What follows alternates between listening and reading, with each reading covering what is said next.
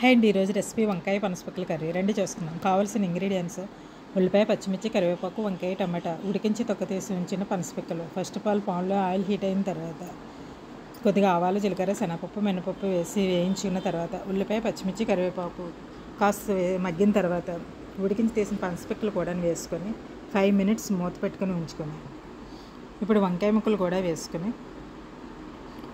తర్వాత టమాటా ముక్కలు కూడా వేసి మూత పెట్టుకొని ఉంచిన తర్వాత రుచికి తగినంత ఉప్పు, కారం వేసుకొని అంతా కలుపుకున్న తర్వాత ఒక 5 minutes అయిన తర్వాత ఒక చిన్న కప్పుతో వాటర్ వేసుకొని 2 minutes సిమ్లో ఉంచి తీసుకుంటే ఎమ్మీగా టేస్టీగా ఉండే పనసపొక్కల కర్రీ రెడీ అవుతుంది.